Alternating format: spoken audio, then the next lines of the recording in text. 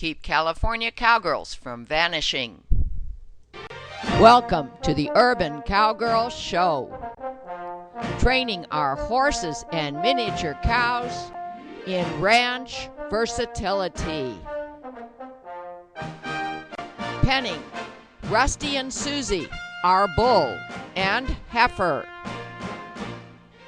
Roping Rusty with Morgan horse, Semi.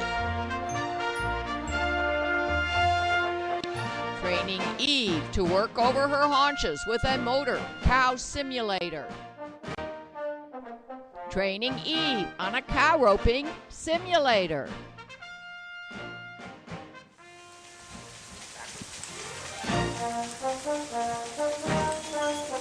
Sadie practices over the haunches with an ATV mechanical cow simulator. Pulling slack. And Susie's coming my way because she feels the pressure behind her horns.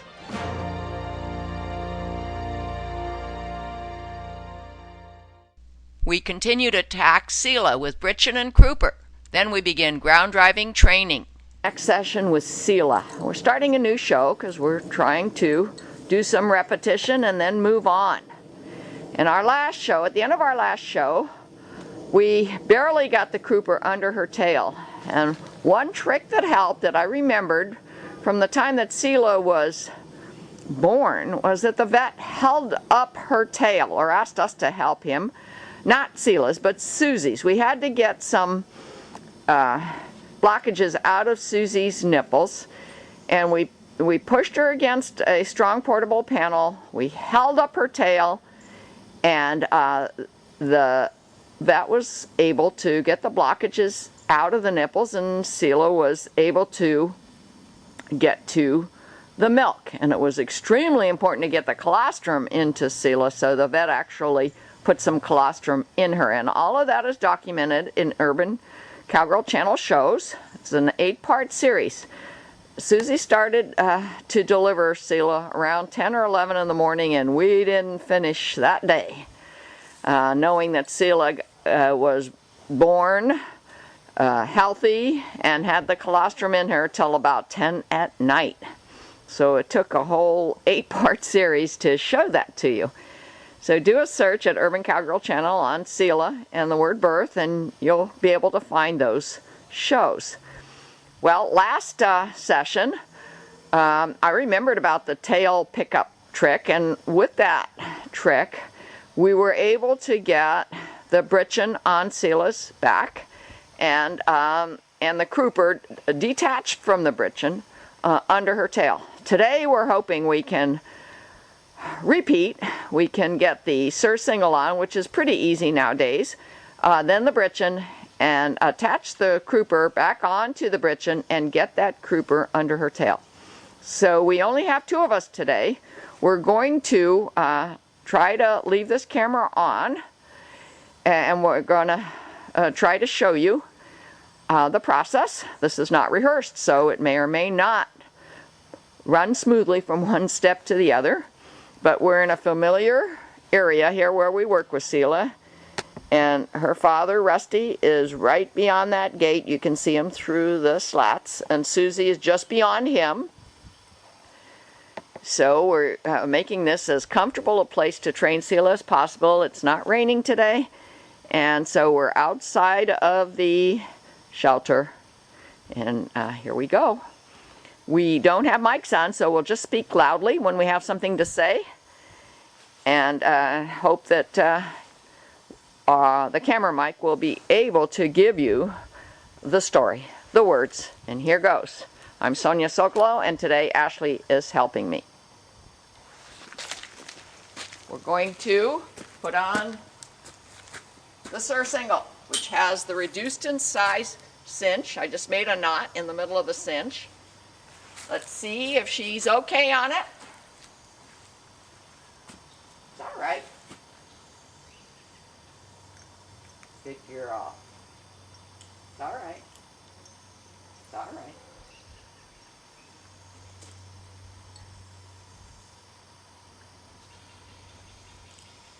Can you reach now without Now pulling on her head.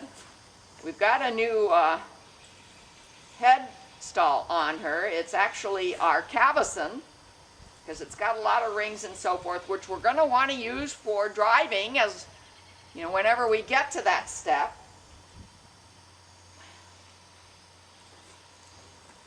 See how nice she's standing. We weren't sure she would, but she is standing nicely for the surcingle. And I have to make sure my camera is still aimed well for you. You may not see our heads, but it's more important to see Seela. Very nice. Okay. Now the challenging parts are the crouper and the britchen. If we get to it today, if not today, another day, these are special ground driving lines that I made for my cows. We attach to the triangles here on either side of that cavesson, and they're long enough so that I can stand behind without being in kick zone and put pressure, lateral pressure, and start teaching her the cues for step up, G, which is right, and haw, which is left. So if we don't get to it today, we hope to show you on this show. We hope we can do it in another close by session.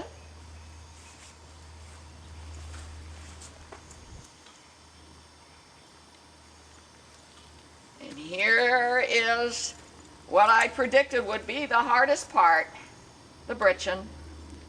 And when we put it away, we try to put it away very carefully, because it very easily gets knotted up, turned around.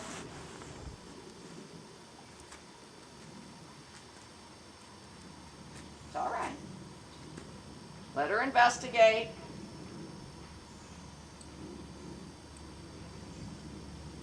These are some straps that I'm going to hang on the rings of the britchen and hope that they don't get under her feet. That kind of happened last time. I didn't like that. It could be a little bit dangerous.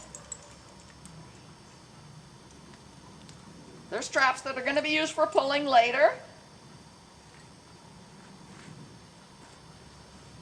I'm connecting the strap from the britchen to a ring on the surcingle on her back. So far she seems okay, but remember, it's when she feels this britchen on her back that she gets nervous. Because, in my opinion, it's because she is built to be very careful with her back. If she's going to be attacked by a predator, it's likely to jump on her back, so she's very, very sensitive up here. Very carefully put this britchen on her back. There you go, and that's when she starts getting nervous.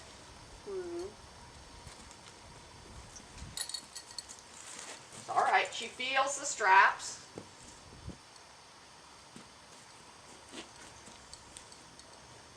Gonna make this back strap a little shorter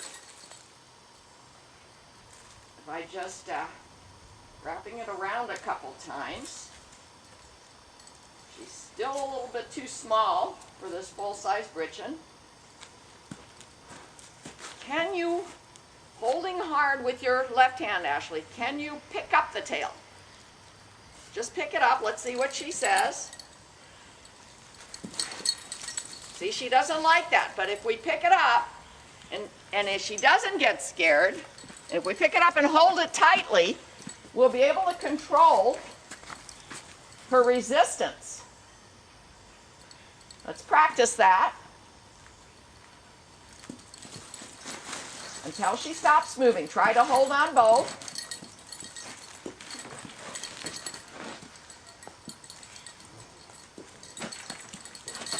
This is very much like working with a young colt that tries to get away. There, there. Let her go round and round. I think she'll eventually decide to stop moving. Our cavesson is slightly too big, but it's staying on her nose. I might add some holes for our next session. Yeah, just let her go around you. Make the right answer comfortable and the wrong answer, there you go. The wrong answer being, in this case, the way she's dancing around, uncomfortable. So as soon as she stops, you're not going to let loose. You're just going to not hold tight. Good. Now let's see if we can do it.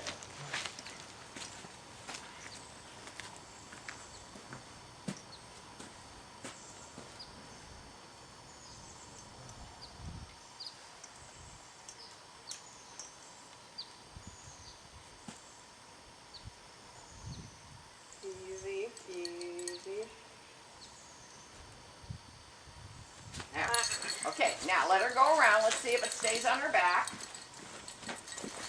Seems to be centered now, so it's not falling off yet. Good, good. Next is the crooper, which I didn't attach ahead of time because I wasn't sure actually that I was going to get to that point, but I'm going to attach it to one of the straps now. It's just a buckle. If we can get her to stand still.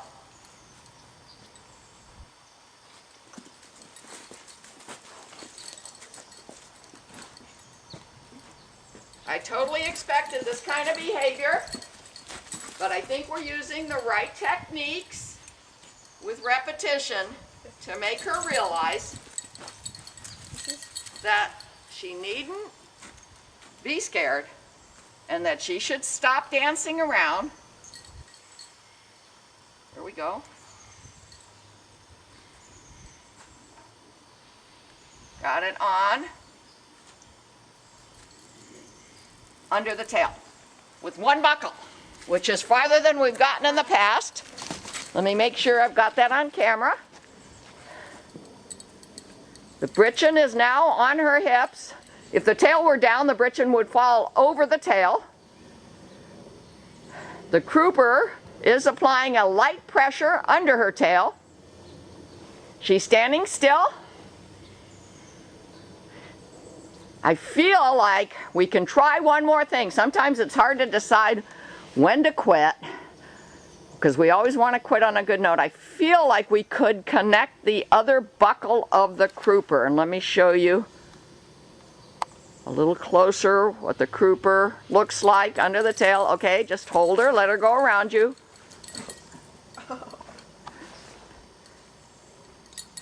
I'm going to walk up there and see if I can connect the other buckle for just a few seconds. Easy.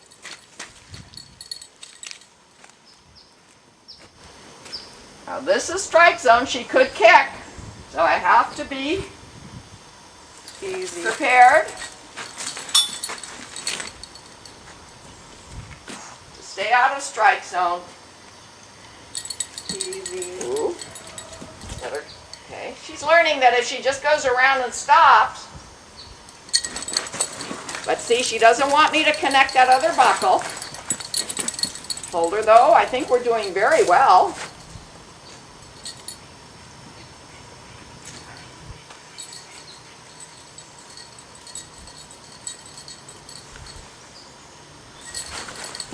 Almost. She almost let me do it. One step closer. Good. No, not yet. This is real time. You're seeing how long it's taking and what progress we're making and not making. Oh, my feet. Let her go around.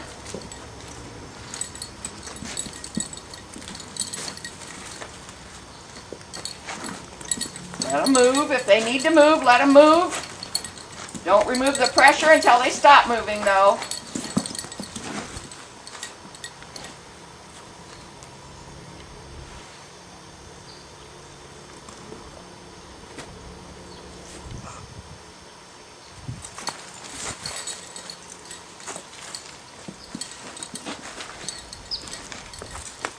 Let them move, let them move. As long as it's safe for everybody.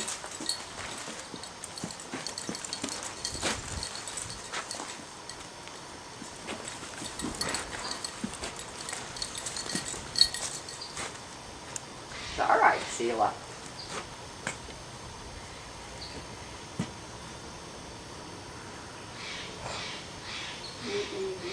Easy. Almost again, didn't quite make it.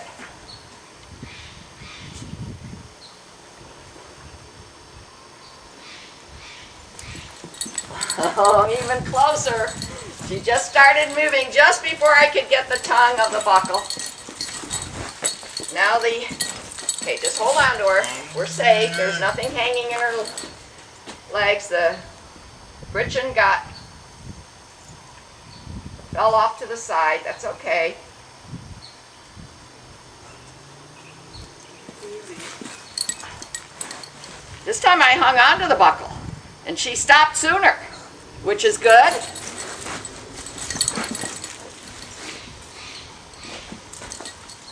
Britchen's falling off to the side again, but it's okay.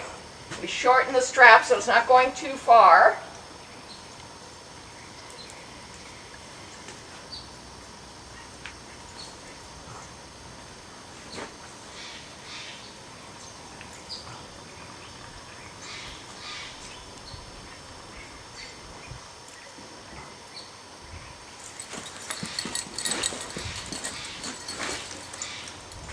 Hold her.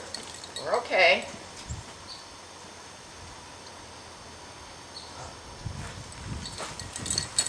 We do have the crooper under the tail. The tongue isn't quite in one of the holes yet. Now it is. Now the crooper is under her tail. Let me straighten out this britchen.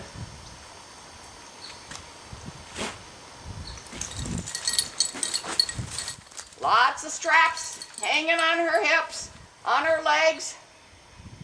Good enough. I'm going to now remove the clip from her surcingle. And if you drop the tail, the britchen and the crooper will fall off, as it did. We're going to put it away so it's easy to put back on next session. And I'll bet you it's going to be easier next session. And then I'm going to make another couple holes in this cavesson for her, and if all goes well next session, we're going to, along with the lead line and the drive lines on the sides of this cavesson, start teaching her those all-important commands of step up, G to the right, ha to the left, whoa, and then maybe even back. So you've seen our next accomplishment in training, little miniature zebu heifer Seela to pull. Seela wears all her tack for pulling. Then we demonstrate ground driving requests. Next session was Seela, and it took us about 10 minutes, 3 of us, to get her surcingle on, her britchen, her crooper, and we even put on the yoke. And the reason I put on the yoke is that I'm in the market for getting a double yoke, and I just contacted Barry Brook Ox Supply, who sold me this single yoke. Okay, it flipped under her neck, but that's what the chains are all about. Eventually that yoke will be attached to the rings of the surcingle with the chains. I'm looking for a double yoke for her and Susie, but not as heavy as this beautiful wooden yoke. It's okay the way it is. Yeah, it's okay. It's upside down, but the idea is for her to feel something around her neck. Okay, and then the next thing we're going to do, notice, by the way, how we did this. We have the cavesson on her head. I added a couple extra holes so it's a bit tighter and didn't fall off her nose. And Ashley, if you could step a step back. Look at the way Josh, who's my helper today, is holding her tail up. Now when Seela wanted to move, we let her move around and around. She'd stop, we'd put the next piece on. All these pieces you've seen us struggle to put on in past shows, except for the yoke. And actually the yoke went on pretty easily because we still had Josh holding up the tail. Ashley had the cavesson on, and Seela stood still for the yoke.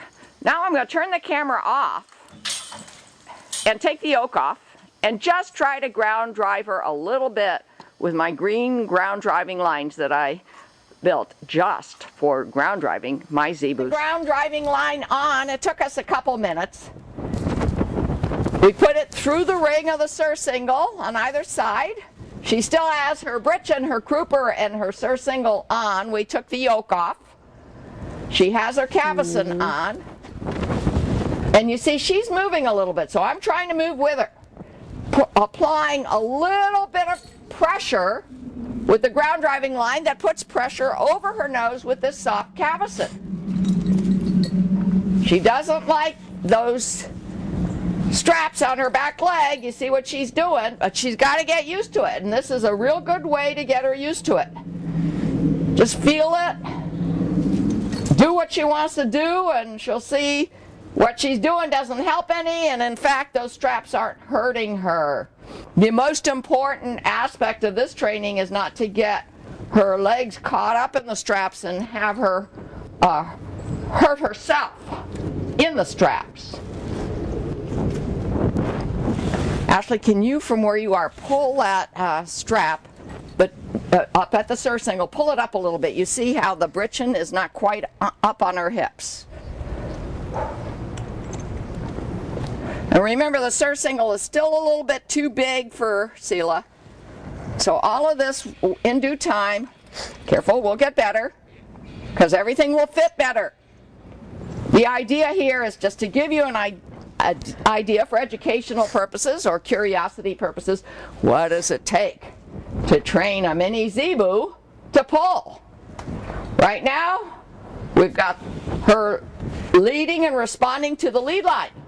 Soon we'll be in the open area asking her to G and ha, step up and back with surcingle requests. We'll do it first with the lead line, then we'll take the lead line off. Those are all a lot of words for her to learn. She'll learn them easily through repetition. I'm still just letting her stand there and feel the straps. You see how she is allowing the crooper feeling now under her tail, which is progress, quite a bit of progress. And now what I'm going to try to do, if we can do it safely, by the way, we've got the trimmer coming out in a couple weeks, so we're going to start working on picking up Seela's legs. We can do the front legs, but the back legs are challenging because of that kind of powerful kick she has.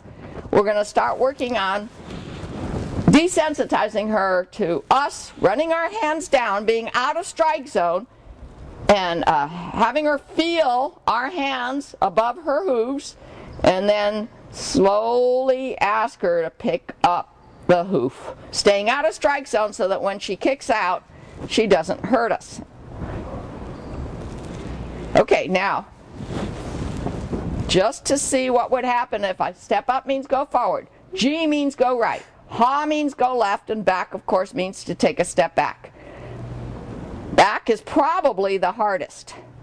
So I'm just going to ask her to step up, and when I say it very loud and very clearly, a cue, a request, Ashley's just going to pull slightly with the lead line. And if we get one step in the straight forward direction, that's great. Okay, so I'm going to ask, step up, jiggling, step up, good, there, good. Now, I'm going to ask her to back. Seela, back, back, evenly, yeah, push. Everything you can do to have them understand what motion you're requesting. Look, our surcingle is twisting again. Maybe back is too much. We'll see. We'll see if we can get just one step back. Maybe just request it, bump. See if she'll step back, back, back, back, back, back, back, back, Seela. Okay, good, Seela. Good. You remove the pressure when you get the right answer, even if you accidentally got the right answer, because she'll eventually associate the removal of the pressure with the right answer. And in the meantime, I'm just using English words. Cattle are, according to Temple Grandin, are not that good English language speakers, but you can associate those words with your requests with a lot of repetition. I'm going to ask for a ha, so I'm going to go ha, step up ha, ha. Very nice, and you see how Ashley helped me there. Whoa. So when I said whoa, I pulled back a little bit with these ground driving lines that you see I made long enough so I can stay back out of strike zone. I'm going to do step up G, Seela. Step up G. Good girl. And you know, yeah, she's still concerned about those straps, but she's watching me. She's got great peripheral vision. She's watching me.